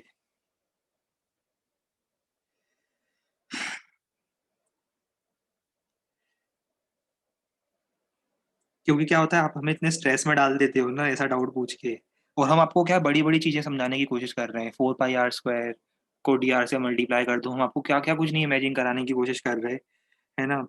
और हम आपको इतना कुछ पढ़ाने की और इतनी बड़ी-बड़ी कांसेप्ट बताने की कोशिश कर रहे हैं राइट इन 11th क्लास जो कि 12th क्लास में आप पढ़ने वाले थे। हमने सोचा कि 11th क्लास से इनको सिखा दें सबको और आप आखिरी में at the end of the day हमसे पूछ लेते हो कि सर 4 पाई बाय 3 को डिफरेंशिएट क्यों नहीं करा? होता है ना वो पूरी रामायण के एंड में वो पूछ लेते हैं कि वो श्री राम कौन थे? होता है ना वो पूरी महाभारत खत्म हो जाती है फिर वो पूछते हैं श्री कृष्ण कौन थे? अर्जुन कौन थे? क्या करें बताओ? डाउट तो डाउट है, बता देते हैं। देखो जिसने भी ये डाउट पूछा है विथ ऑल ड्यू रिस्पेक्ट हम आपको बता रहे हैं 4 pi by 3 is constant. Remember rule number 1 if a constant function के साथ एसोसिएटेड होता है, if a constant is associated along with function तो constant can be taken outside the sign of differential. Constant को डिफरेंशियल के sign के बाहर रख सकते हैं, तो 4 पाई बाय 3 को मैंने बाहर रखा। आर क्यूब दिखा, आर क्यूब का डिफरेंशियल होता है 3 आर स्क्वायर, तो ये आ गया 3 आर स्क्वायर।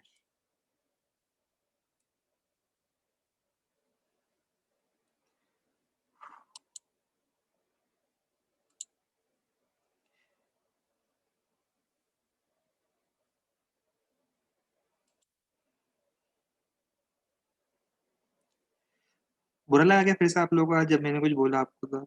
लगा क्या बुरा?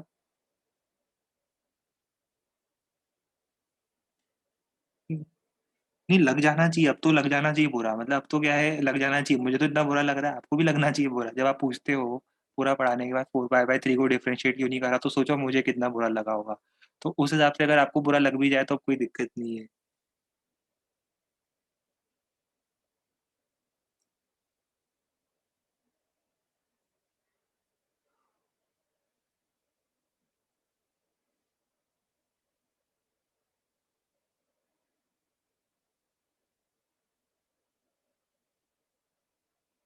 इस क्लास में सब न्यूटन, आइंस्टाइन बैठे हैं।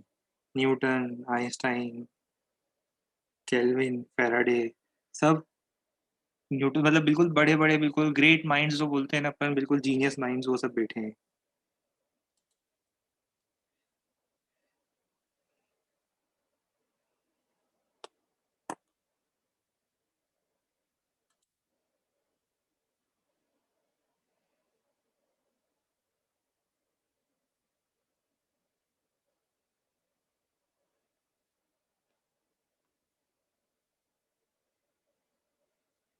डर तो मुझे इस बात का है कि कहीं ऐसा ना हो कि सेशन में आपको पढ़ाते-पढ़ाते सेशन एंड होते-होते कहीं ऐसा ना हो कि मैं भी फिज़िक्स पढ़ाना भूल जाऊँ, है ना? जिस बात की पॉसिबिलिटी अब दिन-ब-दिन मुझे ज़्यादा लगती हुई दिख रही है।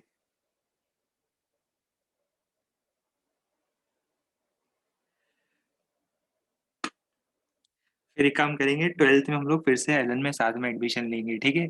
आप और हम क्या करेंगे फिर 12th में साथ में हम सब लोग एलन में फिर से एडमिशन लेंगे। फिर आप भी पढ़ना फिज़िक्स, मैं भी पढ़ूँगा फिज़िक्स, ठीक है?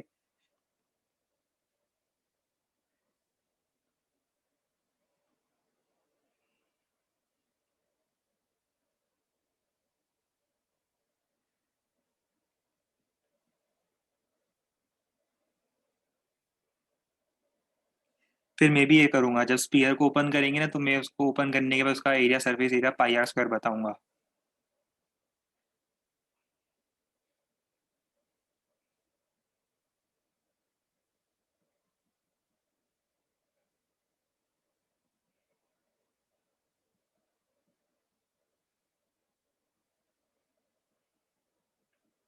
वैसे एक बात तो ये देखो, इस पूरे लॉकडाउन में अगर कोई सबसे ज़्यादा एन्जॉय कर रहा है तो वो स्टूडेंट ही है। सबसे बेस्ट लाइफ इस पूरे लॉकडाउन में किसी की है तो वो स्टूडेंट की ही लाइफ है। स्टूडेंट लाइफ जो है वो सबसे बेस्ट लाइफ है इस पूरे लॉकडाउन में। देखो, जब मन हुआ अटेंड कर लो क्लास, जब मन हुआ खाना खाने चले जाओ, ठीक है? जैसे ही 8 ओ क्लॉक होते हैं, कुछ लोग टाइम के इतने कॉन्शियस हैं इस बैच में, टाइम के इतने कॉन्शियस हैं और बिल्कुल जैसे बोलते हैं ना पिन पॉइंट बिल्कुल टाइम पे काम करने वाले लोग हैं। जैसे ही 8 ओ क्लॉक होते हैं उन्हें पता है कि इट्स फैमिली टाइम, ठीक है? और घर पे पेरेंट्स ने, मम्मी ने कुछ बढ़िया खाना बनाया होगा, तो क्या उन्हें उनके स्टडी रूम में स्मेल आ जाती है कि पिज़्ज़ा बना है, स्मेल आ गई, बर्गर बना है, स्मेल आ गई, हॉट डॉग बना है, स्मेल आ गई, समोसे कचौरी बने, स्मेल आ गई। तो क्या होता है 8 ओ क्लॉक होता है तो 8 ओ क्लॉक होते ही वो अपना सब कुछ बंद कर देते हैं, लैपटॉप, आईपैड, टैबलेट सब बंद करके और सीधा वो भाग जाते हैं खाना खाने। उनका फिक्स है, रूटीन है कि 8 o'clock means it is dinner time, family time, dinner time, TV time, 8 o'clock. आगे स्पीयर का क्वेश्चन चल रहा है कि सर कुछ डिफरेंशिएशन के क्वेश्चन समझा रहे हैं, उससे कोई मतलब नहीं है।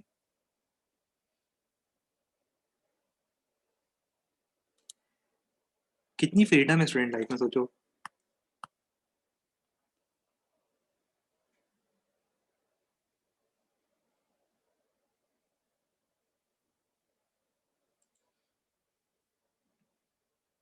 और अभी तो मॉर्निंग में जल्दी उठने का वो भी नहीं होता होगा, स्कूल तो जाना रहता नहीं है ना? घर वाले उठा-उठा के परेशान हो जाते होंगे कि उठो, पढ़ लो, उठो, पढ़ लो।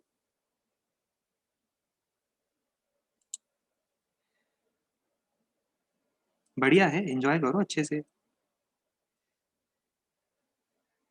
चलो, एक क्वेश्चन और करेंगे। अब थोड़ा-सा आपको मैं टेक्निकल एंड पर ले जाता हूँ, ठीक है? चलो, एक क्वेश्चन और दे रहा हूँ मैं आपको, 3 क्वेश्चन हमें और करने हैं। जाने से पहले हम 3 क्वेश्चन करेंगे, उसके बाद ही जाएँगे डिनर के लिए, ठीक है? 3 क्वेश्चन हमें किसी भी हालत में करने हैं डिनर पर जाने से पहले। सपोज़ करो मैं आपसे क्वेश्चन देता हूँ,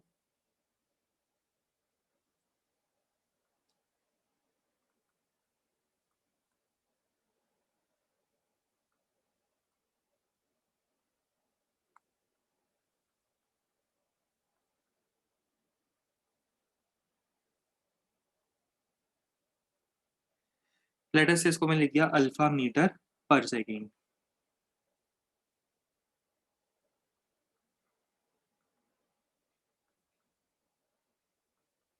what is the rate of change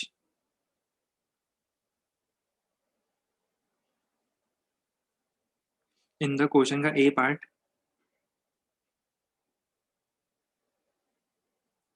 perimeter and B part, area of the square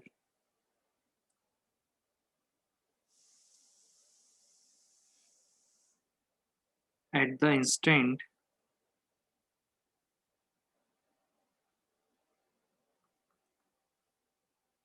its side length is equal to, let us say उसकी साइड लेंथ है इक्वल टू स्मॉल ए। ये try करो।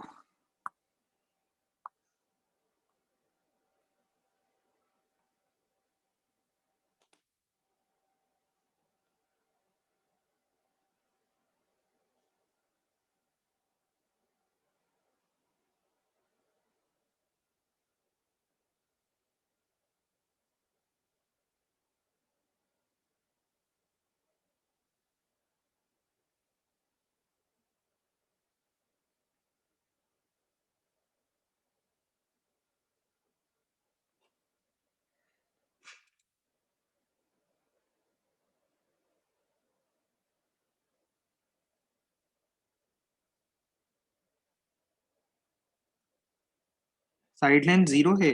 नहीं, नहीं, side length 0 नहीं है। ये मैंने स्मॉल ए लिखा है। इंग्लिश में लिखते हैं ना अपन ए, बी, सी, डी, ये ए लिखा है मैंने, 0 नहीं है वो, है ना?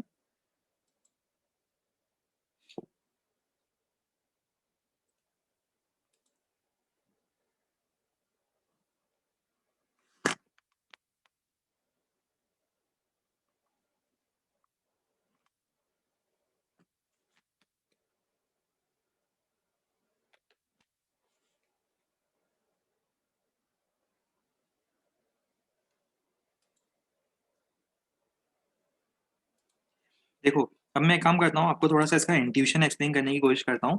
पहले अपन सॉल्व कर लेते हैं, ठीक है, उसके बाद इंट्यूशन एक्सप्लेन करता हूँ। सपोज एक स्क्वायर है,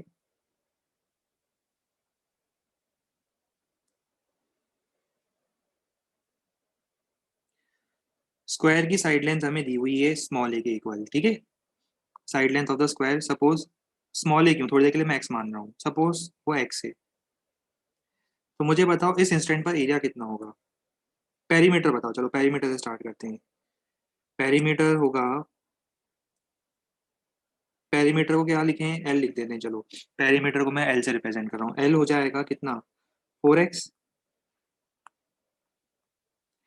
अच्छा अब देखो इसको, अब मैं क्या, आपको क्या लिखा है क्वेश्चन में कि it is increasing at the rate of alpha metre per second. Metre per second समझ में आता है, एक एक सेकंड में इतना मीटर इंक्रीज कर रहा है, मतलब टाइम के साथ चेंज दिया हुआ है। टाइम के साथ चेंज देने का मतलब देखो क्या होगा, आपको दिया हुआ है dx बाई डी टी। आपको क्वेश्चन में दिया हुआ है dx बाई डी टी, कितना दिया हुआ है dx by d T, dx by d T दिया हुआ है आपको alpha, alpha metre per second. समझ में आ रहा है, अल्फा मीटर पर सेकंड। जैसे आपसे मैं बोलूं कि स्क्वायर की side length is increasing at the rate of 0.0002 metre per second, इसका मतलब क्या है, एक एक सेकंड के बाद अगर आप स्क्वायर को देखोगे तो आपको उसकी साइड बढ़ी हुई दिखेगी। कितनी बड़ी दिखेगी, हर एक साइड 0.0002 मीटर बढ़ जाएगी एक सेकंड के बाद। ये रेट ऑफ चेंज होता है, रेट ऑफ चेंज समझ में आता है। जैसे अगर आपसे कोई बोलता है कि एक लेटर से बैम्बू ट्री है, बैम्बूज की ग्रोथ बहुत फास्ट होती है, हाइपोथेटिकली मान लो एक बैम्बू ट्री है और इस बैम्बू ट्री की लेंथ इंक्रीज कर रही है eight the rate of 2 millimetre पर सेकेंड। इसका मीनिंग बताओ क्या होगा, हर एक सेकंड के बाद आपको इसकी नई लेंथ पुराने लेंथ से 2 मिलीमीटर ज़्यादा दिखाई देगी, राइट। हर एक सेकंड में 2 मिलीमीटर का इंक्रीमेंट हो रहा है। तो इसका मतलब वो क्या है, rate of change of length with respect to time आपको दिया हुआ है 2 मिलीमीटर पर सेकेंड।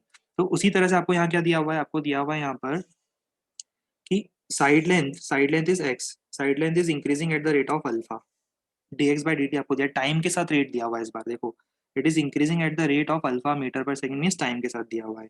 अब आपसे पूछा है कि इसका सरकमफेरेंस कितने रेट से इंक्रीज करेगा। इसको डिफरेंशिएट करो, dl by d t differentiate करने पर we will get dl by d t is equal to 4 dx by d t. तो यहाँ से dl बाई डी टी कितना आ जाएगा, यहाँ से dl बाई डी टी आ जाएगा 4 टाइम्स अल्फा। वैसे पता है ये आपको एक्सपेक्टेड भी आंसर था, आपका आंसर एक्सपेक्टेड था कि अगर हम साइड लेंथ को अल्फा से इंक्रीज करेंगे तो चार साइड्स हैं तो टोटल सरकमफेरेंस में 4 अल्फा का इंक्रीमेंट आएगा, राइट। अगर मैं एक साइड को अगर मैं एक साइड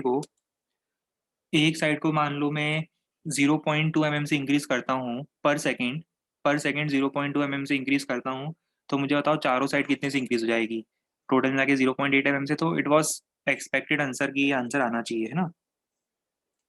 चलिए अब इसके बाद, ये तो हमारा आंसर आ गया फर्स्ट पार्ट का। सेकंड पार्ट ट्राई करते हैं, सेकंड पार्ट और इंटरेस्टिंग बन जाता है अब। सेकंड पार्ट में मुझे बताओ उसका एरिया कितना होगा, एरिया होगा x square. So what is the value of change in area with respect to time. अब यहाँ आके देखना क्या करूंगा मैं, मुझे राइट हैंड साइड को डिफरेंशिएट करना है। ये होगा नहीं डिफरेंशिएट, होगा पता है कैसे, थोड़ी नई चीज सीखनी पड़ेगी आपको, समझने की कोशिश करनी पड़ेगी आपको। D of x square with respect to d x और d x by d t. क्योंकि देखो आपने फॉर्मूला पता है ऐसा पढ़ा था, d x cube by d x आपने पढ़ा है कितना होता है 3x स्क्वायर।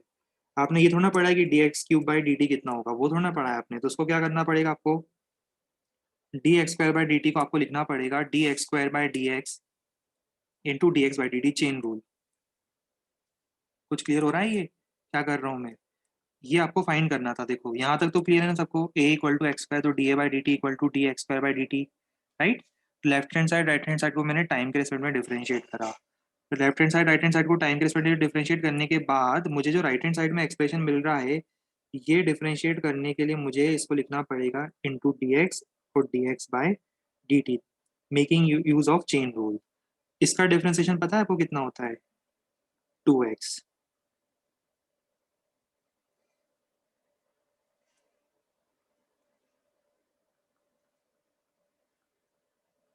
अब हमारा आंसर देखो क्या आएगा, उस इंस्टेंट पर आपको मुझे बताओ, आपको उस इंस्टेंट पर क्वेश्चन में साइड लेंथ कितनी दी हुई है, क्वेश्चन में साइड लेंथ दी हुई है ए और रेट ऑफ चेंज दिया हुआ है अल्फा, तो साइड लेंथ दी हुई है ए, एक्स दिया हुआ है ए और ये दिया हुआ है अल्फा, तो आपका आंसर आ जाएगा 2a अल्फा। ये है उस इंस्टेंट पर rate of change of area.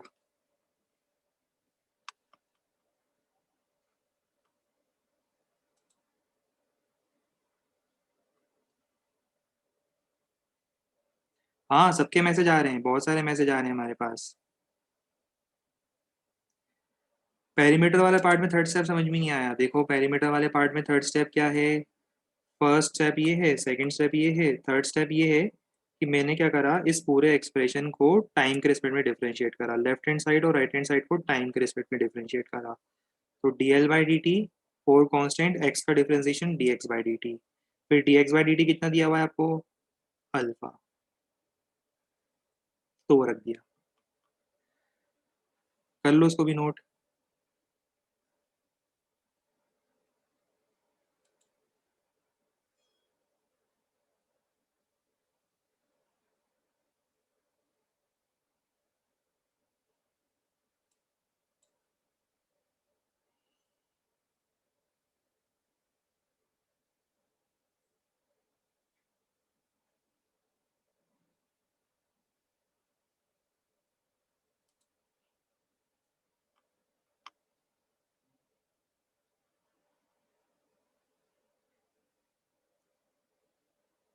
Area समझ में नहीं आया, चलो कोई बात नहीं। ये चलो अपन इसके बाद इसको होल्ड करेंगे, इसके बाद तो आपका ट्वेल्थ में ही हो पाएगा ये टॉपिक, बाकी मैं आपको समझा दूंगा ये अभी। ठीक है, अभी एट प्रेजेंट इतनी रिक्वायरमेंट नहीं थी, हमने एक्स्ट्रा ही बताया है पॉइंट वैसे, चलो कोई बात नहीं, हम एरिया समझा देते हैं आपको फिर से, ठीक है, कोई बात नहीं। एरिया होगा एक्स स्क्वायर, देखो एरिया कितना होगा, area will be equal to x square, right, area is equal to x square. अच्छा मुझे बताओ d a by d t निकालना है मुझे, rate of change of area with respect to time, कितना हो जाएगा बताओ। लेफ्ट हैंड साइड को डिफरेंशिएट कर रहा हूँ, राइट हैंड साइड को भी डिफरेंशिएट कर रहा हूँ, तो D x square by d T, D x square by d T को मैं क्या लिख रहा हूँ, D x square by d x into d x by d T. इसका डिफरेंशिएशन कितना होगा, इसका डिफरेंशिएशन होगा 2x और इसका होगा dx बाई dt। तो अब किसके बाद क्या है, क्वेश्चन में आपको दिया हुआ उस इंस्टेंट पर साइड लेंथ कितनी है a, उस इंस्टेंट पर साइड लेंथ है a, और उस इंस्टेंट पर dx बाई dt कितना है, उस इंस्टेंट पर dx बाई dt है अल्फा, तो ये आंसर आ जाएगा 2a अल्फा। देखो अब अगर कोई रियली आईआईटी के पॉइंट ऑफ व्यू से किसी का माइंड शार्प होगा तो मैं उसे समझाना चाहता हूँ कि ये आता क्यों है रिजल्ट, ठीक है, बाकी लोग डिनर करने जा सकते हैं, काफी लोग चले भी गए हैं, क्योंकि अगली बार से हम बिल्कुल बेसिक चीज़ें देखेंगे जितना 11वीं के पॉइंट ऑफ व्यू से आपको भी रिक्वायर्ड है, राइट। एक्स्ट्रा बताने में प्रॉब्लम ये आती है कि आपको क्लियर नहीं होता है क्योंकि आप उसमें कुछ भी माइंड अप्लाई नहीं करना चाहते हो। अगली बार से which is required in our syllabus हम वही बात बताएंगे। देखो सपोज करो मैं आपसे एक क्वेश्चन पूछता हूँ कि साइड लेंथ है ए, किसी इंस्टेंट पर साइड लेंथ है ए, और मुझे बताओ अगर एक सेकेंड बाद मैं आपसे बोलता हूँ कि साइड लेंथ जो है उसका रेट ऑफ चेंज है alpha, alpha metre per second, मुझे बताओ एक सेकंड बाद क्या होगा, एक सेकंड बाद इंक्रीमेंट कितना हो जाएगा, ये लेंथ कितनी हो जाएगी, नया क्यूब बन जाएगा, नया स्क्वायर बन जाएगा। देखो एक सेकंड बाद स्क्वायर नया हो जाएगा, कितना बड़ा स्क्वायर हो जाएगा, एक सेकंड बाद स्क्वायर बढ़ जाएगा।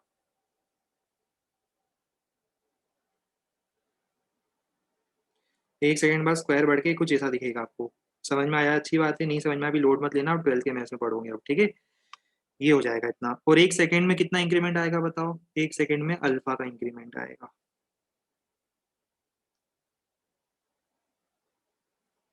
मुझे बताओ टोटल इंक्रीज इन एरिया कितना है, एक सेकंड में टोटल इंक्रीज इन एरिया कितना है, ये एरिया दिख रहा है आपको, ये शेडेड एरिया दिख रहा है, ये शेडेड एरिया बता सकते हो, तीन एरिया दिख रहे हैं आपको, मेरे को सिर्फ इस शेडेड एरिया की वैल्यू बताओ। ये क्लियर हो जाए अच्छी बात है, नहीं हो तो कोई टेंशन मत लेना आप। ए इंटू अल्फा, राइट, रेक्टेंगल है। आपको एक और एरिया दिख रहा है ये वाला, बेटा आप लोगों का जो टेंथ का मैथ्स है ना, अभी उस पर आपको बहुत वर्क करना पड़ेगा। 2a अल्फा, और साथ में पता है क्या आ रहा है, ये साथ में ये एक छोटा सा क्वांटिटी आ रहा है अल्फा स्क्वायर, जिसको मैं नेग्लेक्ट कर दूंगा क्योंकि इफेक्टिवली उस उन दोनों के कंपैरिजन में, उन दोनों के कंपैरिजन में ये दिख रहा है ये एरिया नेग्लिजिबल है। तो मेरा रिजल्ट पता है क्या आ रहा है, 2a alpha is the rate of change of area. आपको दिख रहा है ये 2a अल्फा मैथमेटिकली आता हुआ। बेटा ये 11th का फिजिक्स है, इसमें ना आपको दम लगेगा पूरा विजुलाइज करने में। सारी चीज़ें विजुलाइज करने में दम लगेगा कि सर ने क्या बताया था क्लास में, है ना? तो थोड़ा एफर्ट लगेंगे। ज्योमेट्री यूज़ करो थोड़ी-सी, लॉजिक यूज़ करो थोड़ा-सा, है ना? रिलेट करो चीज़ों को रियल लाइफ़ से, तो ये क्लियर हो जाएगा कि सर ने ऐसा क्यों बताने की कोशिश करी थी। बात का बहुत डीप मीनिंग था जो हमने क्वेश्चन दिया था अभी आपको। जो हमने क्वेश्चन दिया था ना, ये बहुत डीप मीनिंग वाला क्वेश्चन था कि किस तरह से साइड बढ़ने पर स्क्वायर का एरिया बढ़ेगा। और देख रहे हो ये किस पे डिपेंड कर रहा है? ये इस बात पे भी डिपेंड कर रहा है, ना सिर्फ़ इस बात पे डिपेंड करेगा, थोड़ा और समझा ही देता हूँ मैं जाने से पहले, मेरा मन हो ही जाता है आपको समझाने का। ठीक है, देखो बता ही देता हूँ। ये इस बात पे भी डिपेंड करेगा, इंक्रीमेंट कितना उसको तो डिपेंड करेगा, इस बात पे भी डिपेंड करेगा कि इनिशियल साइज़ कितना था। अब आप ऐसा इमेजिन करो, आपके पास 2 स्क्वायर हैं, एक छोटा स्क्वायर है और स्क्वायर है जो बड़ा हो गया है, पहले से ही बड़ा हो चुका है। अब बताओ 1 सेकंड बाद किसके एरिया में ज़्यादा इंक्रीमेंट आएगा? 1 सेकंड के बाद किसके एरिया में इंक्रीमेंट ज़्यादा आएगा? पता है सेकंड वाले के केस में ज़्यादा इंक्रीमेंट क्यों आएगा? आप सोचोगे सर साइड लेंथ तो हम सेम अमाउंट से बढ़ा रहे हैं। जैसे मान लो इसकी लेंथ थी 5 सेंटीमीटर और हमने थोड़ी-सी बढ़ा दी। ये देखो नया स्क्वायर ये बन गया। इसकी भी लेंथ 5 सेंटीमीटर, इसकी लेंथ थोड़ी थी 10 सेंटीमीटर चलो। हमने सेम अमाउंट से दोनों का साइड बढ़ाया। अमाउंट तो सेम बढ़ाया पर इनिशियली लेंथ किसी की पहले से ज़्यादा थी ना। आप बता सकते हो कि किसका एरिया में चेंज ज़्यादा आएगा? इसके एरिया में चेंज ज़्यादा आएगा ओवरऑल। ऑल्दो ये सेम थिकनेस रखी है मैंने, सेम थिकनेस बढ़ा रहा हूँ, फिर भी जिसका एरिया पहले से ज़्यादा बड़ा था, उसके एरिया का चेंज ज़्यादा आएगा। डेल्टा A1 और डेल्टा A2 में से डेल्टा A2 ज़्यादा होगा। इसका मतलब चेंज इन एरिया पता है किस पे डिपेंड करेगा? साइड लेंथ पे भी डिपेंड करेगा, वो देखो आपको दिख रहा है यहाँ पर 2x। x क्या है? साइड लेंथ है। साइड लेंथ जितनी ज़्यादा होगी, rate of change of area उतना ही ज़्यादा होगा। चलो इसको यहाँ पे ही पॉज़ करते हैं, ज़्यादा भी लोड नहीं देंगे, स्ट्रेस नहीं देंगे। कल हम लोग पढ़ेंगे concept of slope and maxima minima. अच्छा एक बार ये बताओ कि on a scale of 1 to 100 मुझे बस ये बताओ आप लोगों का क्लैरिटी लेवल कैसा है इन सब चीज़ों को लेकर? On a scale of 1 to 100 70 wow! 80, 90, 60, 85, 100, 80, 90, 50 अरे रे 50।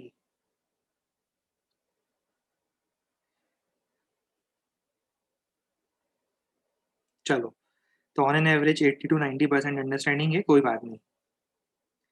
टाइम के साथ ये चीज़ें रिज़ॉल्व हो जाएगी। मैंने अपनी तरफ से बेस्ट पॉसिबल एफर्ट्स लगाए आपको ज़्यादा से ज़्यादा बताने के लिए और टाइम के साथ ये सब चीज़ें रिज़ॉल्व हो जाएगी जब आप लोगों की अंडरस्टैंडिंग एबिलिटी इंक्रीज़ होना शुरू होगी, राइट? अभी अगले 1-2 महीने में ही आपकी अंडरस्टैंडिंग एबिलिटी बहुत ज़्यादा एक्स्पोनेंशियली इंक्रीज़ हो जाएगी, बट कोई बात नहीं, अभी नहीं क्लियर हुआ है ज़्यादा, चिंता वाली बात नहीं है, लोड नहीं लेना है। हमें तो वैसे भी फिज़िक्स पढ़ना है, हमें मैथ्स थोड़ी ना पढ़ना है अभी।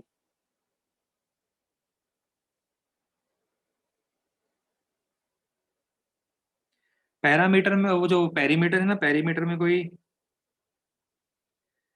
और क्लियर करने के लिए क्या कर सकते हो? और क्लियर करने के ना जब क्लास के नोट्स रिवाइज़ करते हो ना, सोचो उस बारे में कि सर ने ये बताया था, क्यों रिलेट किया था इन सब चीज़ों को। जैसे देखो अभी पता है क्या था कि आपको मैं अगर ये रिज़ल्ट बताता 2a अल्फ़ा, तो क्वेश्चन ये था कि क्या आप इसको ज्योमेट्रिकली इमेजिन कर सकते थे? क्या इसको आप इस तरह से इमेजिन कर पाते कि ये 2a अल्फ़ा आना चाहिए था? ये क्वेश्चन था। अगर मैं आपको ये नहीं बताता तो क्या आप इसको इमेजिन कर पाते? तो वो क्वेश्चन था। कर पाओगे तो आईआईटी मटेरियल हो, नहीं कर पाओगे तो एफर्ट लगाने पड़ेंगे और ज़्यादा आपको, राइट? चलो ठीक है। इसको यहाँ पर पॉज़ करते हैं यहाँ पर, कोई दिक्कत नहीं है। बहुत दिन है हमारे पास सीखने के लिए फिज़िक्स, मैथ्स, सीखेंगे हम अच्छे से। चलो, goodbye and take care.